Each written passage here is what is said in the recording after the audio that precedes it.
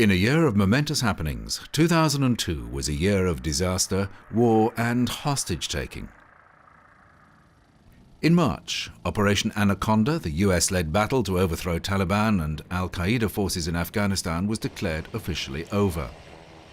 The world's a safer place than it was on the 2nd of March when we inserted several thousand coalition forces, including soldiers, sailors, airmen, and Marines, that put their lives on the line to confront al-Qaeda and Taliban terrorists. Hundreds of terrorists died. Unfortunately, 11 of our coalition warriors and heroes also died. The focus then shifted to a guerrilla war, as small bands of fighters from Afghanistan's hardline Islamic Taliban movement and Saudi-born militant Osama bin Laden's al-Qaeda network tried to evade the Allied forces. The German resort of Lake Constance was the scene of a massive disaster when 71 people, including 52 children, died after a Russian passenger plane travelling from Moscow to Barcelona collided with a cargo plane over this picture postcard region of southern Germany. There were no casualties on the ground, even though police said they found pieces of wreckage in 57 different places. Witnesses saw a fireball and debris was scattered over an area of about 5 square kilometers around Überlingen, a resort town of 20,000. The Russian children, who were mainly from the oil-rich region of Bashkortostan, some 1,500 kilometers east of Moscow, had been heading to Barcelona for a UNESCO festival. Airline officials said many of the passengers on the flight had the same surname, indicating families lost more than one relative. Russia was the scene of more momentous happenings of 2002 when security forces were deployed outside a theatre in Moscow where a self-titled Chechen suicide squad held hundreds of people hostage after killing one woman who tried to escape.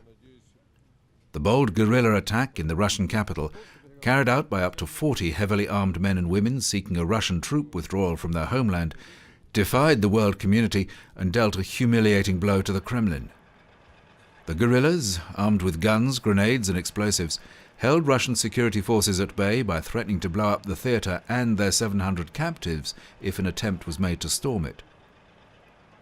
At dawn 3 days later, Russian special forces stormed the theatre and used gas to knock out the Chechen guerrillas. Up to 90 hostages died, along with most of their rebel captors, though more than 750 people who had been held for the 3 days by the heavily armed Muslim guerrillas were rescued. In freezing rain, the hostages were ferried quickly out of the theatre, many to hospital and away from waiting journalists. The Muslim rebels, who had rigged up explosives throughout the building, had threatened to start killing their hostages early on Saturday if they did not see evidence their demands that Moscow's troops pull out of Chechnya were being met. 13 years after the fall of the Berlin Wall, the European Union executive said former communist East European states such as Poland and Hungary were ready to compete inside the EU's single market following long and painful economic and social reforms.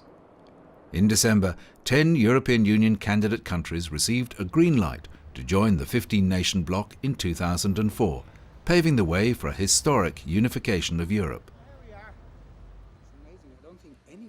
As Brazil headed into the finals against Germany in the World Cup, world-renowned psychic Uri Geller made public his prediction of who was going to win the World Cup. Geller had buried 2 small rock crystals under the artificial lawn, which he said served as tools for him to predict the World Cup winners. He had spent about half an hour in the stadium before making his prediction, outside in front of the stadium clock. He said that after spending enough time in the stadium and using the crystals as amplifiers, he knew which team would take the trophy home. My prediction is this. My 3rd day here at the stadium, my true intuitive forces tell me that Brazil will win the World Cup.